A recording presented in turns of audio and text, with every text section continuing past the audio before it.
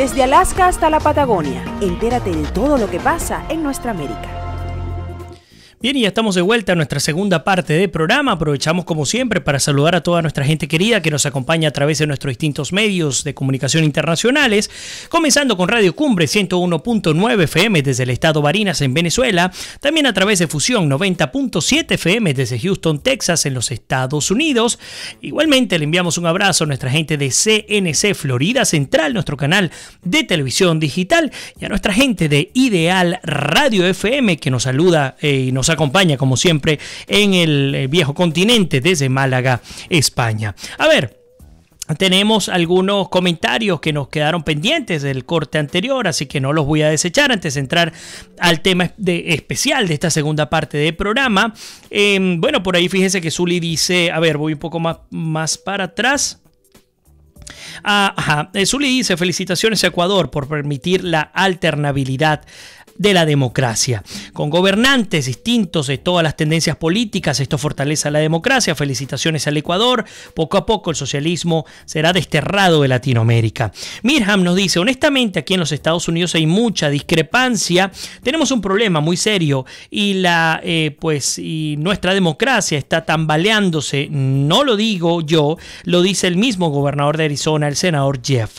Carlos Rucconi nos dice, el único producto exitoso de exportación de la revolución es la pobreza, mientras que Elías Prato nos comenta, aquí en Trinidad, ayer uno de los diarios más leídos dedicó un amplio artículo al problema de la inmigración ilegal de venezolanos. Ellos estiman tener 40.000 venezolanos, escuchen bien, 40.000 venezolanos ilegalmente en el país, que es un número importante dado que Trinidad tiene una población de 1,5 millones de personas más o menos. Por ahí veo que Esteban Quintero nos acompaña, Milwan Tosta también. Bueno, justamente nos completa la idea. Mirham nos dice, senador Jeff Flake, republicano, hablando, me imagino, respecto a Donald Trump, que hable con la verdad a los ciudadanos, puesto que está tomando una actitud igual que Joseph Stalin. Carlos Rusconi nos dice, con la FARC se rumora que están aplicando las lecciones de Chávez, prometen cédulas locales y ayudas a cambio de votos en las próximas elecciones de este vecino país. A mí no me preocupa particularmente la FARC en este preciso instante, solamente tiene el 1% de apoyo. Sin embargo, la izquierda colombiana está tomando una fuerza importante que podría derivar de pronto en 8 años, en 10 años, la posibilidad cierta de, a través del populismo, digamos, sacar de carril a una Colombia que ha venido luego de Uribe en su gestión concreta y luego con Santos, con sus puntos en contra y a favor, pues llevarlos a un destino muy similar al que viven algunos países de nuestra América Latina. Es que lo hemos dicho, lamentándolo mucho, al tener instituciones que no son lo suficientemente fuertes y funcionales en nuestra América Latina, que son incipientes, que apenas están tratando de construir su imaginario de sociedad ideal, de institucionalidad ideal, pues nos conseguimos, lamentándolo mucho, con este tipo de baches que se nos presentan constantemente. Por ahí Godofredo Fernández nos saluda, Vázquez, perdón, está por allí, ya dice que acaba de compartir. Gracias, Godofredo, por supuesto, como siempre, apoyándonos y compartiendo el programa con tanta gente querida. Carlos Rusconi dice, fue noticia del tiempo el reclutamiento de venezolanos por parte del ELN. La necesidad es terrible. Salim Daer también, que le doy una bienvenida al programa, y Andrés Betancourt nos acompañan en este preciso instante a través de América es Noticia. Hoy en América es Noticia colocamos en Bajo la Lupa a... Bien, en Bajo la Lupa finalmente hemos llegado para hablar del tema central del día de hoy. De hecho, les cuento, en el primer bloque se nos fue largo rato, 33 minutos duró el primer bloque. Espero que nuestros directivos de las emisoras nos permitan pasar los 2 bloques completos. Ecuador amanece este día lunes con otra cara. Por supuesto, hay sus críticos, sus detractores, un grupo importante de personas que apoyan, por supuesto, o liderados por Rafael Correa, han manifestado que se trató el día de ayer, el día domingo, se trató de una elección inconstitucional. Y ya vamos a entender por qué ha generado tanto ruido esta consulta popular. Tanto ruido además, porque hoy día, aún con las diferencias que tiene Correa y Lenín Moreno, no se ha cuestionado la validez o no, al menos del proceso electoral, es decir, en términos de resguardo electoral, en términos de votación, no hubo absolutamente nada que pudiéramos destacar en ese aspecto, cosa que habla mucho de la institucionalidad que vive hoy día Ecuador, con sus pros y sus contras, como les he comentado. Ahora bien, por ahí ya nos dice Andrés Betancourt, Ecuador a ver, lo voy a buscar por acá porque no lo logro ver, se desató la Correa. Entonces fíjense qué pasa. Correa, insisto, hay dos puntos que destacar en este resultado en función a las declaraciones de Correa que me he leído y he visto por lo menos unas 4 declaraciones. Lo primero, hablar de inconstitucionalidad, sobre todo con la pregunta número 3. Fueron 7 preguntas las que se presentaron este pasado domingo 4 de febrero en el Ecuador. Consulta popular, referéndum consultivo, todo el mundo tenía la posibilidad de votar. Bueno, y ya vamos a hablar de números concretos, de cifras, de abstención, de todo vamos a estar hablando en esta segunda parte del programa. Pero, entonces el primero, un Correa que habla de la inconstitucionalidad, habla de un golpe de Estado. Y un golpe de Estado, toda vez que, a juicio de Correa, el Consejo de Participación Ciudadana y Control Social, quedaría, digamos, se reestructuraría y, por lo tanto, según lo que dice Correa, no permitiría que aquellos que disienten con Moreno tengan la oportunidad de tener participación en este Consejo de suma importancia para el país. Pero el segundo elemento es que habla de al menos un 35% de apoyo a su opción del no, lo que validaría, así ha dicho Correa, la oportunidad de lanzar un movimiento político porque pues ha logrado alcanzar, y era una promesa que tenía, al menos 30% de la votación. Ahora, ¿qué ha ocurrido? En términos concretos, 7 preguntas se llevaron, se le presentaron a los ecuatorianos. Las 7 las ganó el sí. Porque además, les explico, no era una votación con una sola opción, si estabas o no de acuerdo con todo el bloque de preguntas. No, cada una tenía cada individuo tenía la oportunidad de votar por cada pregunta y decidir si estaba o no de acuerdo.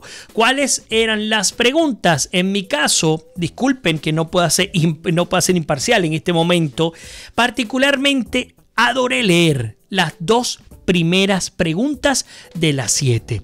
Y como quisiera que toda nuestra América Latina las tomara en cuenta y las colocara como letra firme en todas y cada una de nuestras constituciones. ¿Cuáles fueron? La pregunta número 1, y vamos a hablar de resultados electorales, ha dicho que, le preguntaban a los ecuatorianos si estaban de acuerdo con que se enmiende la Constitución de la República del Ecuador para que se sancione a toda persona condenada por actos de corrupción con su inhabilitación para participar en la vida política del país. No hay término, sencillamente no puedes participar en la vida política del país, y con la pérdida de sus bienes. Es decir, se lleva a juicio.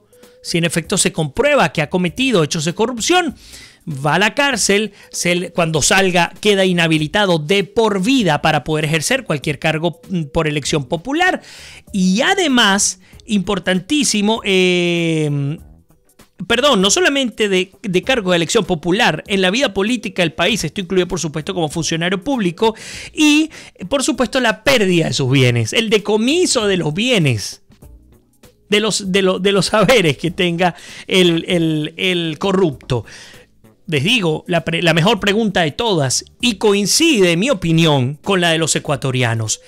Fue la pregunta con el mayor respaldo popular. ¿Cuánto fue el número? Se los digo. El 73,7% de los ecuatorianos, aquellos que fueron a votar, apoyaron esta opción. Solo el 26,3% no estaba de acuerdo. El 73% dijo: llévenlos a juicio, llévenlos a cárcel, quítenle todas las propiedades que tengan, todos los bienes que tengan, e inhabilítenlos de por vida para que no puedan seguir robándole al país. Imagínense si esto lo tuviésemos en todas nuestras constituciones. Usted me dice, pero ¿por qué lo dices si tú eres venezolano? Bueno, es solo el problema de tu país. No, señores, el 10% del Producto Interno Bruto de toda América Latina, desde México hasta Chile, se lo lleva la corrupción, se pierde en términos de la corrupción. Y no se imaginan lo que pudiésemos hacer con el 10% de ese PIB que no existe, que se lo robaron, que lo dilapidaron. Cuando comenzamos a ver las necesidades concretas de nuestros países, seguridad, desarrollo, investigación, ataque a la pobreza, alimentación, no tenemos. Muchos de esos recursos no están. Gracias a esos corruptos que se acostumbraron a vivir de gobiernos caudillistas que hoy día nos están pasando la factura. 10% se nos va del PIB en toda América, solamente Venezuela, en toda América. A producto de la corrupción. A ver, está la pregunta número 1. Sigo, voy a incorporar los comentarios porque esta segunda parte ya me imaginaba que íbamos a tener oportunidad de meternos a discutir con muchísima fuerza. Por ahí dice Carlos, nos dice justamente todo está articulado, Vladimir, la FARC, la izquierda y todo, la democracia es muy cándida, sobre todo cuando es débil, coincido contigo, Carlos. Mónica dice, lamentable lo que la FARC tenga escaños aunque nadie los vote. Miriam nos dice, Chávez tambaleó la poca democracia en Sudamérica o suramericana, no con influencias limpias, sino con el petróleo y monetaria, tráfico de influencias.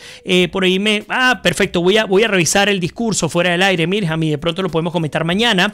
Vamos a ver, Elías Chirico nos dice, los ecuatorianos han sido bravos históricamente. No recuerdo el nombre del presidente. Pasó años atrás cuando un presidente intentaba huir y todo el pueblo salió al aeropuerto y prácticamente detuvieron el avión, ¿sí? De hecho, hubo uno que duró, si mal no recuerdo, 3 días y otro que duró apenas horas en Carondelet, en el Palacio Carondelet, además en Quito, que es una de las ciudades más hermosas que he conocido. En sus calles podemos ver la historia política repartida. César Freites justamente nos saluda desde Quito, Ecuador, un resultado esperado, nos lo dice. Qué bueno que estás con nosotros, César, y comparte tu opinión de qué está viviendo la gente en el Ecuador al día de hoy. Un resultado esperado, una mejora económica importante a partir de la salida de Correa, más empleo, un clima más tranquilo, de país más tranquilo. Gracias, César, encantado de tenerte acá en tu casa. Raquel dice, ojalá eso sea un ejemplo para nuestro país, despertar. Mirjam nos dice, ese 73% me parece bien, cárcel y destitución monetaria, bravo por el Ecuador. Andrés Betancur, a quien le envío un abrazo enorme, está pasando mucho frío en este momento, dice, a Correa le llovieron huevos en su campaña, lo pudimos ver y retratar, cosa que no puede pasar en Venezuela, donde un huevo cuesta el 2% de un salario mínimo, es una realidad. Elena Aurora Madán también nos saluda, gracias, encantado de tenerte acá, dice un sátrapa menos, feliz programa, gracias por allí estar conectada, Elena, bienvenida a tu casa. Por aquí Betancourt nos dice, el pueblo ecuatoriano ha demostrado ser un pueblo inteligente y decente, y Arsenia también, sanidad, que la gente se está muriendo, sí, me imagino que también estás hablando, por supuesto, tema venezolano. Entonces, fíjense, la pregunta número 1, el respaldo popular, pues incalculable, es decir, pensar que más de 7, vamos a ponerle 7 de cada 10 ecuatorianos dicen definitivamente hay que llevar a esta gente a las máximas consecuencias de lo que han hecho, bueno, pues es una respuesta clara a la decisión firme de los ecuatorianos. Pero más allá de ello, algo que a mí me llama la atención tiene que ver con la decisión firme también de los políticos. Es que para llegar a un referéndum de este tipo hay que pensar también en los políticos que lo permiten o que no, o que tratan de impedirlo, porque habla mucho de ello. Yo creo que esto sería imposible, no sé, aquellos que me están viendo desde Brasil, imposible lanzar un referéndum con esta pregunta en Brasil el día de hoy. ¿Por qué? Porque en Brasil está pasando algo muy similar al caso venezolano. Hay corrupción en absolutamente todas las instancias del poder brasileño. Pero que en Perú, que en Ecuador, Lenín Moreno, viniendo con el paraguas de la marca respaldadora de Rafael Correa, de la Revolución Ciudadana, haya ganado, se haya desligado tan fuertemente hoy día a un enemigo político de Correa, y que además siendo presidente en funciones, a menos de un año tiene, y ya se ha presentado con este referéndum consultivo, con senda pregunta, porque hay que imaginarse estar en los zapatos de un presidente rodeado de políticos, muchos de ellos de dudosa calidad moral, y que logren llevar adelante este tipo de consultas. Lo hace bien interesante en términos del estudio del poder como fuerza política, pero también el tema ético y la posibilidad de cristalizar los deseos de tanta gente. La segunda pregunta, recordemos que estamos analizando este resultado electoral en el que todas las preguntas que se hicieron, en todas ganó el sí como opción. La segunda dice lo siguiente: para garantizar el principio de alternabilidad, imagínense el enunciado que abre la pregunta, para garantizar el principio de alternabilidad, ¿está usted de acuerdo con enmendar la Constitución de la República del Ecuador para que todas las autoridades de elección popular, puedan ser reelectas una sola vez, recuperando el mandato de la Constitución de Montecristi y dejando sin efecto la reelección indefinida aprobada por la Asamblea Nacional el 13 de diciembre del 2015? Una pregunta también que nos llama muchísimo la atención, porque el 2015 esto fue aprobado por la Asamblea cuando Correa estaba al mando. Correa duró 10 años en el poder. Y por supuesto, mucho después de la aprobación de también la reelección indefinida por parte de su padre político, Hugo Chávez. Créanme, a los que me están viendo de América Latina y que no son venezolanos y que de pronto no están muy familiarizados de las consecuencias que trae el referéndum, la reelección indefinida, son nefastas. Son la peor amenaza a los sistemas democráticos del mundo. Es justamente la posibilidad de tener una reelección indefinida. Y todo parte por una gran mentira. Y la gran mentira es que el pueblo es quien tiene el derecho y el deber de escoger a sus autoridades, y que la reelección indefinida de ninguna manera procura llevarlos a que siempre elijan el mismo candidato, el mismo mandatario, que ellos al fin y al cabo tendrán la posibilidad de decidir si quieren o no que se mantenga. Eso es una falacia tamaño industrial. La gente, el pueblo, parafraseando a Bolívar, se acostumbra a obedecer y el caudillo se acostumbra a mandar. Así que lo mejor, bueno, hay un ejemplo, Estados Unidos. Imagínense qué caramelito significaría que en Estados Unidos hubiese reelección indefinida. El peligro en el que caería la democracia en este país. Pero no, por ley, así usted sea el presidente con mayor popularidad en el país, usted puede ser reelecto solo una vez. No hay más. Si Barack Obama se hubiese lanzado, no Hillary Clinton, Barack Obama se hubiese lanzado una segunda reelección, créanme, así estemos de acuerdo o no, así los que me estén viendo o escuchando, sean republicanos o no, gana. Las encuestas eran concretas, gana. Pero no se trata de tener apoyo popular. No se trata de haber hecho o no una buena gestión. No se trata de lo mucho o poco que te quieran. Se trata de alternabilidad. Se trata de nuevas y frescas ideas. Se trata de un proceso democrático en el que las instituciones tienen que ser más fuertes que los funcionarios. Si no, no tiene sentido. Se convierten en cascarones vacíos, dependiendo, allí pegados a este funcionario que se acostumbra a mandar. Entonces vemos que la respuesta del pueblo ecuatoriano ha sido el 64,12%. Dice, estoy totalmente de acuerdo, queda aprobada esta enmienda, que por cierto ya este mismo lunes que arrancaron a hacer las modificaciones de rigor en la Constitución ecuatoriana.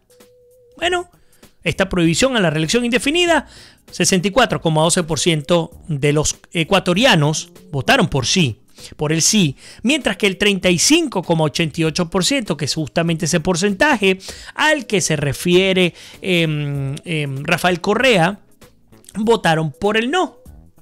Así que bajo esta premisa, ni Rafael Correa ni los expresidentes ecuatorianos que estuvieron al menos 2 periodos no van a tener ninguna otra posibilidad de ejercer el cargo a la presidencia, el cargo público, a cualquier elección popular, a partir de lo que ha indicado el artículo número 2, la reforma número 2 a la Constitución ecuatoriana.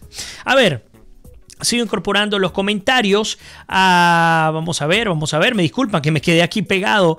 Ya habíamos leído lo que nos comentaba Andrés Betancourt, también Elena. Elena dice: una victoria de Ecuador le regala la democracia, estoy feliz. Nosotros también, Elena, créeme, nos esperamos, por supuesto, que Ecuador obtuviera este resultado. Todas las encuestas indicaban que sin duda alguna el sí iba a ganar. No nos imaginábamos que digamos, la victoria sería por tal diferencia. Estamos hablando que en la pregunta en la que menos se obtuvo el apoyo popular fue la número 6, que tiene que ver con la derogación de la ley de plusvalía, que el apoyo, digamos, el sí, aún así ganó con el 62,98%, o sea, no bajó del 62%, que fue la mínima, hasta el 73,51%, perdón, 73,7%, que fue la máxima, que como les comentaba era la número 1. Rafael Vargas dice: ojalá existan las leyes en mi país, República Dominicana, y en Venezuela, país que está pasando una grave situación. Rafael, gracias por estar conectado. Y sí, coincido completamente contigo. En tu país, en el mío, en toda América Latina, lo decíamos, hay que copiar las buenas prácticas de nuestro continente y aplicarlas, obligar a nuestros políticos, a nuestros representantes a aplicar estas leyes, porque al fin y al cabo somos nosotros los responsables. Muchas veces dejamos en manos de los políticos. No, es que tiene que haber una acción popular, una acción cívica, una acción ciudadana con la suficiente fuerza como para presionar a estos políticos, sea quienes sean, a que se mantengan al margen de sus propios intereses particulares y que respeten el magisterio de la ley y que entiendan que lo que tiene que ser fuerte son las instituciones, más no ellos.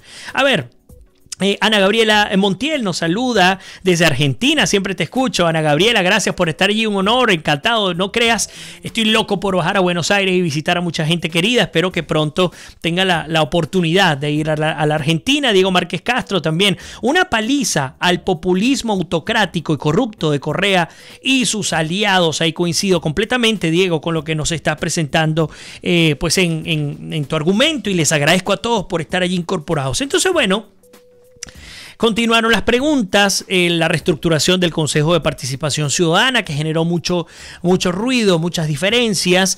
Aún así ganó el sí con el 62,95%. Que no prescriban los delitos de pederastia. Y se los voy a leer este punto, el número 4. Dice: ¿Está usted de acuerdo con enmendar la Constitución de la República del Ecuador para que nunca prescriban, porque hasta el momento prescribían, nunca prescriban los delitos sexuales en contra de niños, niñas y adolescentes, según el anexo 4? Por supuesto, se podrán imaginar el resultado. Fue la segunda pregunta más votada, más apoyada, más aplaudida. Hablando específicamente de estos delitos de pederastia, no van a prescribir a partir de esta reforma constitucional. 73,51% ha dicho que sí. Luego viene las restricciones a la minería, cosa que también nos encanta y que ojalá que se pueda aplicar en nuestros países. Dice: ¿está usted de acuerdo con enmendar la Constitución de la República del Ecuador para que se prohíba la minería metálica en todas sus etapas en áreas protegidas, en zonas intangibles y centros urbanos, de acuerdo al anexo número 5? Otra de las preguntas que se presentaron a través de este referéndum consultivo. Luego la derogación de la ley de plusvalía y la ampliación de la reserva Yasuní, ambas con más del 60% del apoyo popular. ¿Cuáles son las implicaciones? Hay muchas puertas adentro. La gran implicación es que el correísmo, la revolución ciudadana como tal, reciben un duro y profundo golpe, pese a que Rafael Correa ha manifestado que, lejos de lo que parece, han recibido un espaldarazo. ¿Y por qué? Porque al haberse separado de su partido natural, al cual por cierto pertenece Lenín Moreno, pues ha dicho, había afirmado que si recibía más de 30% apoyo el no, ellos lanzarían su propia fórmula política llamada Revolución Ciudadana. El mismo nombre de la iniciativa que tuvo durante los 10 años en su periodo como gobierno. E insisto, un gobierno muy distinto. Cuando a mí me hablan de los gobiernos socialistas, yo les tengo que decir, no se parecieron al venezolano, créanme. Con todo lo malo, no se parecieron ni siquiera al gobierno de Hugo Chávez y a lo que existe hoy día en el caso de Maduro. Diferencias profundas en el Ecuador, sobre todo en Ecuador y en Bolivia. Sobre todo en estos dos países. Aún siendo así, aún con la popularidad con la que sale Correa, que como marca paraguas lleva a Lenín Moreno, porque es una realidad, lo lleva a ganar la elección presidencial, bueno, pues los ecuatorianos han dicho, no señor, está bien, tú saliste con todo lo que quisiste, con toda la popularidad que puedas contar, pero eso no significa que nosotros como ecuatorianos tengamos que estar permitiendo cosas con las que no estamos de acuerdo. Y el resultado es tangible, está allí. Entonces, ¿qué va a ocurrir? Tendremos a un Rafael Correa que procurará llevar adelante un proceso en el cual se establezca esta especie de partido político, la Revolución Ciudadana, así lo ha llamado, como se los comentaba. Aparte de esto, otros elementos que valdría la pena destacar, es un duro golpe a su imagen, es un duro golpe a que no va a poder lanzarse de nuevo, excepto que se pueda o se vaya a modificar de nuevo la constitución ecuatoriana, cosa que en el corto plazo no se ve para nada. Y por supuesto, puertas afuera, Ecuador se consolida en términos políticos, siendo un país que viene de la izquierda, siendo un país en el que gana un presidente que sigue siendo de izquierda, a diferencia de Macri, que nos fuimos a la centro derecha. En el caso de Ecuador sigue siendo de izquierda, un presidente que hasta hace 4 meses, 3 meses, un poco más, la verdad, los regímenes de izquierda medio trataban de coquetear con Moreno, pero resulta que ha llegado a decir, ya basta. Así que es un ejemplo muy claro. A Bolivia, que todavía Evo se empeña en seguir manteniéndose en el poder a toda costa. A Venezuela, que créanme, cuando ya no exista, cuando ya no tengamos este sistema, este régimen que se vive hoy día en el país, los cambios van a ser tan, pero tan profundos que espero, Dios mediante, y con el apoyo y el trabajo de los venezolanos, que Venezuela se convierta en la punta de lanza de cómo reconstruir un país destruido completamente en las cenizas en pleno siglo XXI. Somos el país que tiene la mayor oportunidad en este momento de dar una gran lección de reconstrucción, de dar una gran lección de trabajo en términos sociales. Hay que llegar primero a reconstruir la propia sociedad que está desmembrada y que viene con profundos problemas internos, a lograr ser el país que tanto deseamos. A ver, antes de irme, por allí Andrés dice, esos gobiernos socialistas suramericanos tenían a los Castro de maestros como se metieron en Venezuela, sin duda alguna. Andrés también dice, me alegré cuando sacaron a este corrupto Rafael Correa con Peñonas y le dieron su dosis de amor. Así mismo le tienen que hacer cuando Maduro sale de sus camionetas de último modelo a pasear a Caracas. Vete a un video de Guayana donde se pudo vivir esa experiencia. Por ahí María Antonieta Meyer nos dice, buenas noches Vladimir, excelente lección. Venezuela necesita ayuda por la grave situación que pasamos. Sin duda, Lina Escobar, como siempre, ojalá sirva para que los colombianos también despertemos. Antes de irme, ya estamos fuera de la hora. Andrés nos dice, estos gobiernos socialistas suramericanos tenían a los Castro de maestros, ¿cómo se metieron en Venezuela? María Gabriela nos dice, ya bello, pero ojo, soy de Venezuela, del sol amado de Maracaibo, una maracucha por allá en Argentina. Qué bueno que ganó el Sin Ecuador, otro país exactamente liberado del socialismo, y falta primeramente nuestro país que termine de esa pesadilla y luego Bolivia. Andrés dice, perdón, no tenían a los Castro mandando y entrenándolos como pasa en Venezuela. Por ahí nos da las buenas noches Zuli. Carolina Sofía nos dice, muy bien Ecuador, en Argentina sufrimos el populismo kirchnerista que dejó una división social muy marcada, sin duda alguna, Carolina, difícil de superar, pero también lo van a lograr, porque los cambios que vienen son profundos también en mi queridísima Argentina. Mónica dice, lo de Evo es vergonzoso, había ganado el no y aún así se empeña en ser reelecto. Rafa también Vázquez nos saluda, felicito por las entrevistas, gracias con Beli Angola. A ustedes muchísimas gracias por haberme acompañado en este programa especial. Se nos fue, tengo que, apenas termine, llamar a los directivos para que nos permitan tomarnos unos 20 minutos más de nuestra acostumbrada transmisión en Venezuela, en Estados Unidos y en Europa. Así que a todos ustedes se les quiere, se me cuidan y nos despedimos. Será hasta mañana.